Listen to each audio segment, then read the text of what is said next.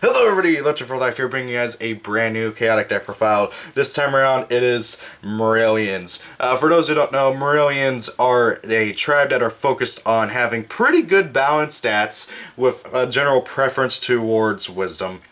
It also depends on which Marillion you're talking about. Some of them have really low wisdom, but for the most part, they generally have a preference towards wisdom, and almost all of them have water. So this deck is a very water-focused deck, and it's a very cool and interesting tribe. It's always been one of my favorites ever since they were announced and everything, and I managed to get me their leader a while ago, so I'm really happy about that. And let's get off the deck profile before I just start rambling. So first and foremost, obviously, is the leader of the Riverlands, YgoAmino's projection. So Ayin is actually very unimpressive for a leader by himself. He, compare him to Maxor, Kaor, Iflar, literally any leader of any of the other tribes. He's very unimpressive. His effect, he has none other than that he starts on this side. And you may be wondering what I mean by that, because, hey, look at that, he's a double-sided card. This is literally the only double-sided card in the game. I can't think of really many not decks, but card games out there that do have double-sided cards. I know there's apparently supposed to be a few in Magic, but anyways, so this guy was really cool whenever he was first announced, and he's also considered to be the first and for the most part only truly broken chaotic card, and that's mostly because of his flip side effect. So obviously he's very unimpressive on this side, and you want to flip him out over onto this side. That's the general goal, and this side honestly is truly broken. So he is guaranteed to have 200 stats and for everything. So 200 courage, 200 power, 200 wisdom, 200 speed. That means he is not losing any stat challenges or anything like that.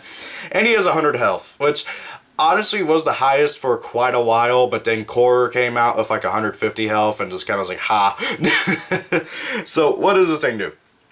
Outperform all disciplines 20, which is just stupid, and then discard a music card, and then your opponent has to sacrifice a creature. Their choice. So you just discard your entire music card hand, and your opponent has to sacrifice their entire creature lineup, and then hey, look at that, you won the duel. That's what this card is supposed to do. It is stupid. The actual problem, though, is actually fulfilling the requirements to flip them over. So in order to do so, you have to have a certain battle gear equipped to Ayin. You have to play a certain music, and then Ayin has to win a battle, and he has to use a very certain attack. It is stupid how many requirements there are, but for good reason, because this form is truly broken. Now then, speaking of the battle gear, he has to have Baton of Ayin equipped to him. Baton of Ayin is a really good battle gear for Marillion decks in general. The equipped creature gains 5 energy, and then if it's a chieftain, it gains water 5, meaning Ayin will be at 60 health with additional 5 damage for every water attack he plays. That is really good, helps out getting the conditions met and everything, and is overall just a pretty good battle gear in general. Next up, for the front row, whoops, that is the battle gear I have equipped onto him.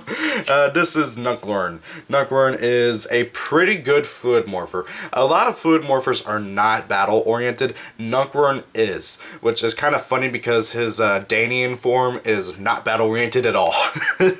So Nuklearn, he is a fluid morpher, obviously. Fire and water, which is really good, and then all attacks played by him are both fire and water, meaning your attacks that are played by him that even don't do anything, that don't have any elements whatsoever, for instance a quick exit or something, are treated as fire and water, meaning that they get the effects. So for instance, use a stat challenge attack, it does no elemental type damage, but because of it being treated as a water attack, it does do water damage, meaning he will get a music counter, which is pretty good.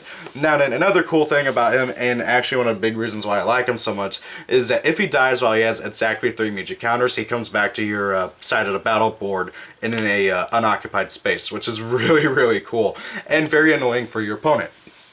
Now then, for his battle gear, I have Bodo's Element Converter attached to him. Basically, it gives him Fire 5 and Water 5. He has Fire and Water, and everything he plays is treated as a Fire and Water attack, meaning even if your attack does 0 damage, because it's being treated as a Fire and Water attack, he will do 10 damage due to the Water 5 and Fire 5, which is really, really good and incredibly helpful. The downside to this card is that if he does more than 25 damage with a single attack, it gets foot face down, and it cannot be foot face up again until the next battle, which is a bit annoying, but helps prevent it from being too broken. Next up, I have Untitled Psionic Master. This guy is a much improved version of the old Untitled. I think he and Million are the only two of the old chieftains that did get retrains. I don't think any of the others did, now that I think about it. Oh, I know, Raftad did as well. But Untitled, amazing card, really good stats, 65 health, that is a lot. And this guy's only a rare too, which is stupid. So his effect is pretty good too.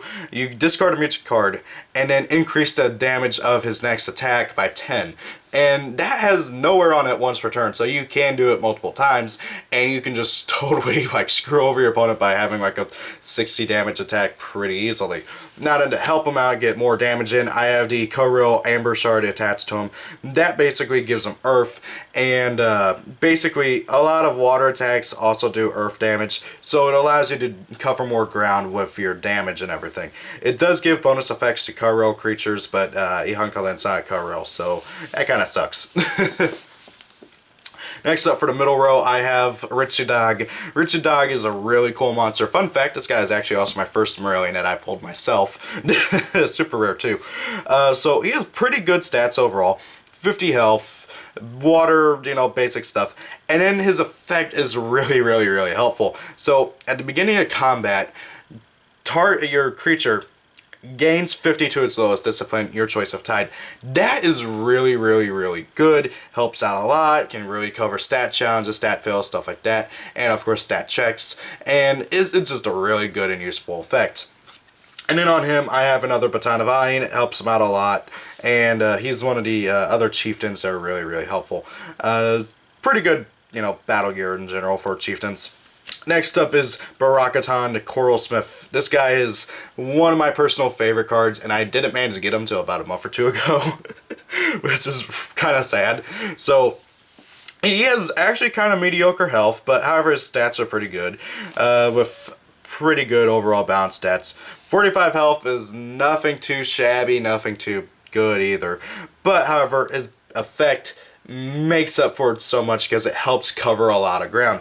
Battle gear cannot be destroyed while he is on the field, well, while he's still alive. So if you kill him, like if your opponent kills him, yeah, battle gear can be destroyed again.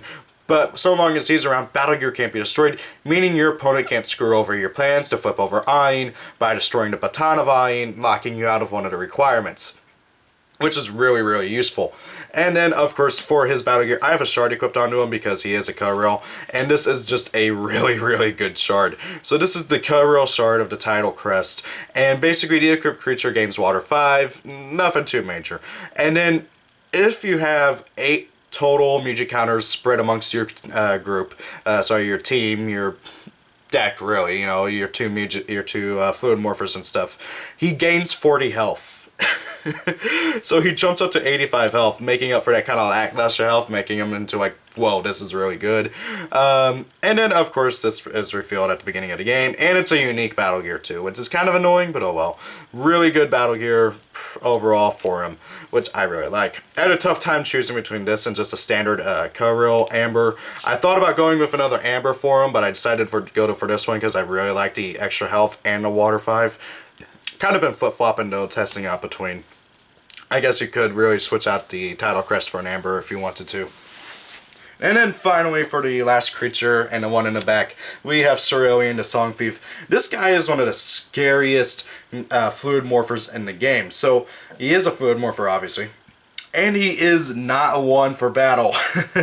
He has 20 health, meaning a simple cannon of casualty can kill him, which is not good. Now then, he has pretty mediocre stats too, like 15 speed, 25 power, 50 courage, and then a good 80 wisdom. Now the reason why I'm listing off the stats on him is because, considering the battle gear I've equipped onto him, it's actually kind of necessary for me to tell you what his stats are. So if you have a Cerulean and his wisdom is not all that great, then you might want to go for different battle gear or just select a different fluid morpher altogether. So he has two really, really good effects, and because they're kind of lengthy, I'm going to go ahead and read them off to you. So you can pay off 4 music counters from him to dispel a target non-Morellian music, which is kind of bad in the mirror match. And then you can pay a total of 5 to play a music card in your opponent's discard pile of any tribe without paying its music cost. Then remove that card from the game. So you can just steal an opponent's music. That's why it's called the Song Thief. And that is really good. Like, really, really, really good. And it ignores the tribe, it ignores the cost and everything. And that's really good because it costs 5 to do that, which obviously takes 5 water attacks. And it's just a really, really good Muge. Fluid Morpher.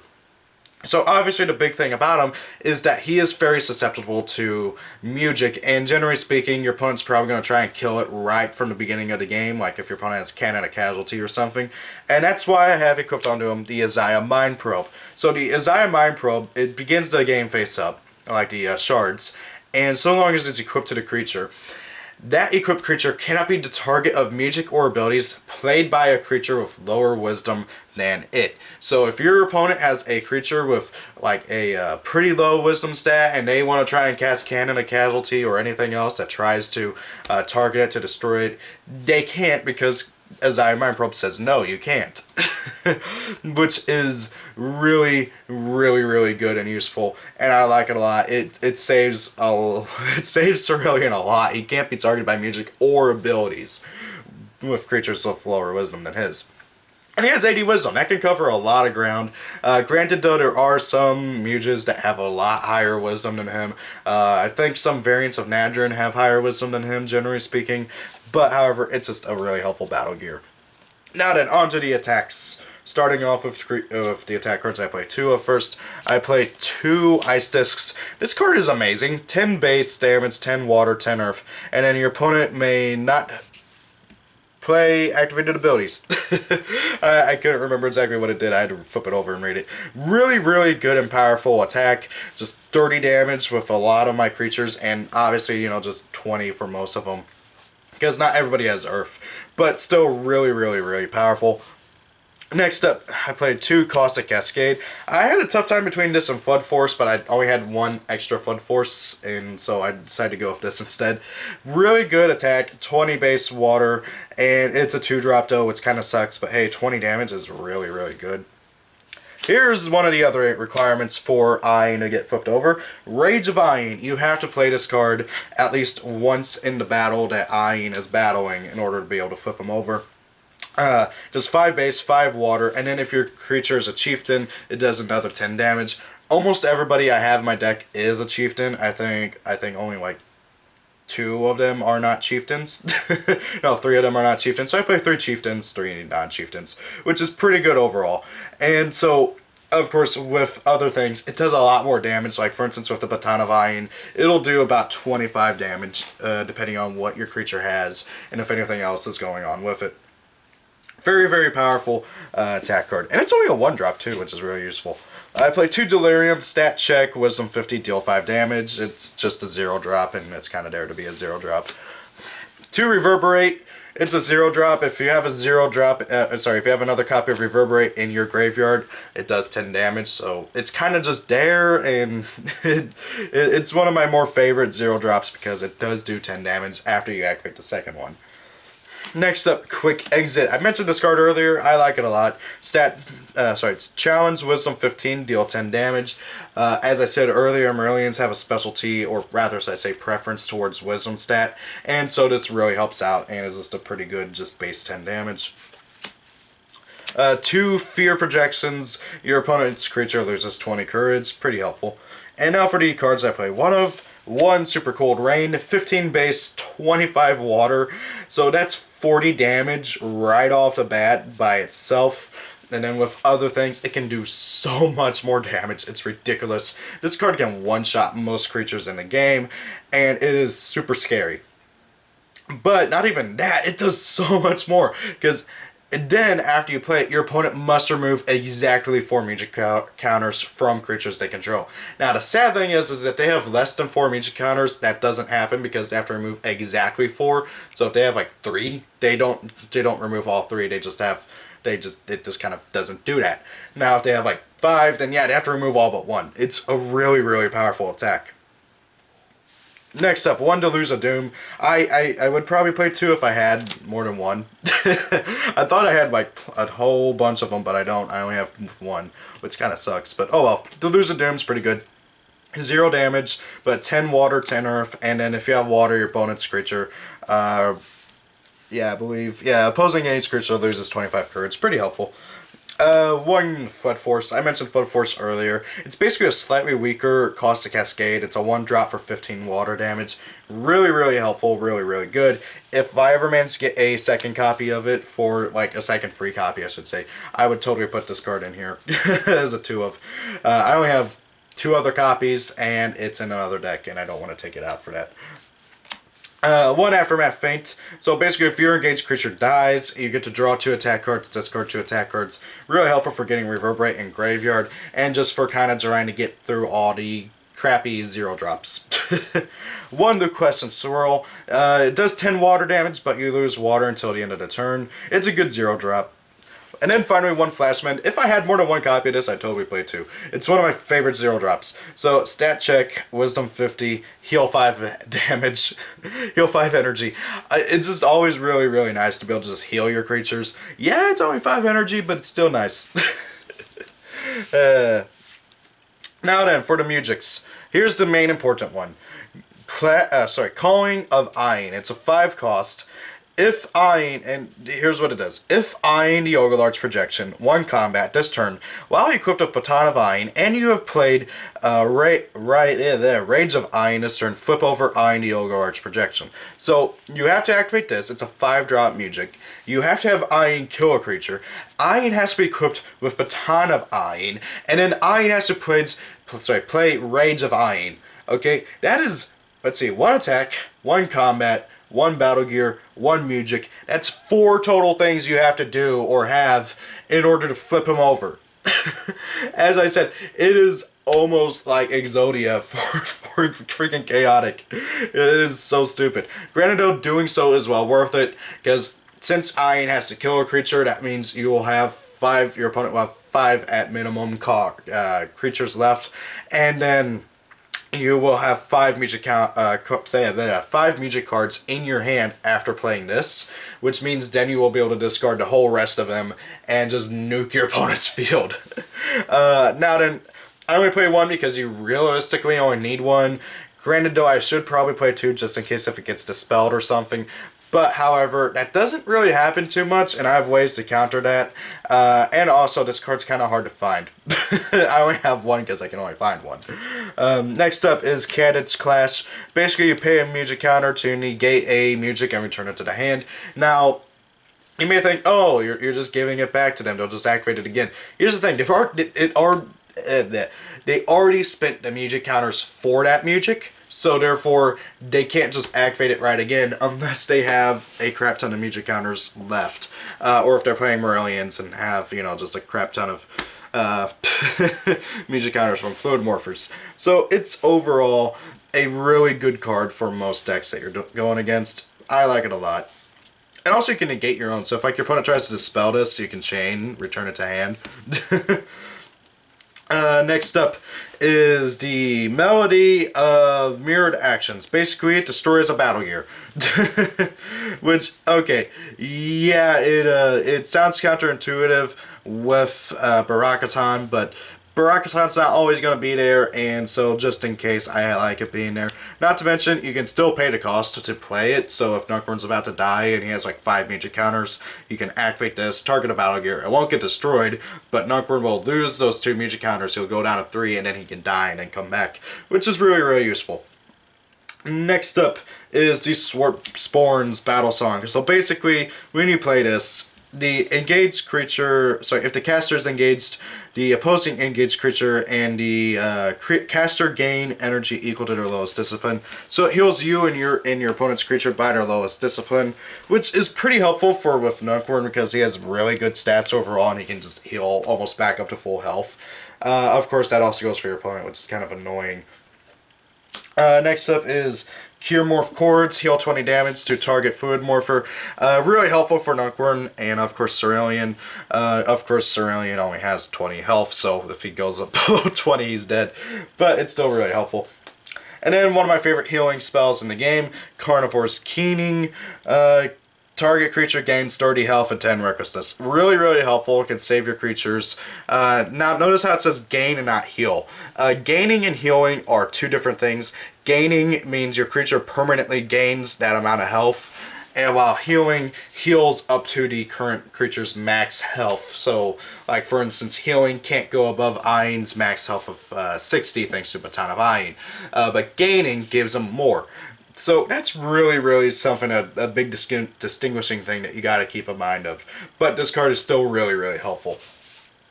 Get over there. Now then, for the locations, I played 2 the Oligarch's Path. So initiative is Chieftain, and then Chieftains gain 10 energy. Also, Calling of Ain costs 4 less magic counters. So Calling of Ain becomes 1 magic counter to play, which is incredibly helpful and is just necessary. It can really help out because sometimes, oh hey, Ain will kill a creature and you won't have enough magic counters in order to be able to play it with 5 magic counters. And of course, I don't know how many people noticed, but you can't use multiple magic counters for multiple creatures to pay a magic. One creature has to have that amount of magic counters, which is kind of annoying. Now then, this is the only location that I play 2 of, because it's the only one that I have 2 of 4. So, yeah. Next up is the Riverlands, Erectab's Foothold. Initiative is Wisdom, and when it becomes the active location, each player gets rid of one of their magic counters from a creature they control. Nothing really too big for Marillions, because they just keep gaining more. Marillion and minion creatures take 5 less damage from attack cards. Incredibly helpful. If I had more than one of this, I'd totally probably play it. Now then, here's one that I really am desperate to get a second one of because it's incredibly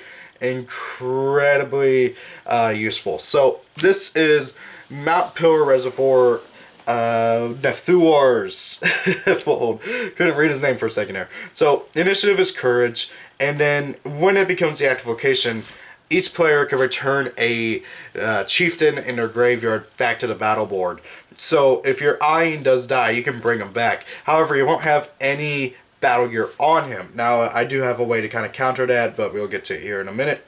And so, it has another effect to where Marillion and minion creatures gain Water 5, which is incredibly useful. I don't get why I only have one of this, but I can't find another one, and it's next to impossible to find online for some reason. Next up is the Lava Pond Million's Foothold. So when this becomes the active location, each player reveals 1 magic card in their hand, and then neither player can play that magic card or a magic card with that name until the end of the turn. And then, of course, it has another effect that benefits Marillion's minions, where they take 5 less damage from magics and abilities. And then finally, Ralphalsak, Ihunkalin's Foothold. So when it becomes the active location, each player sacrifices one of their battle gear. Most of my battle gear I don't want to get rid of, but it can really screw over my opponent.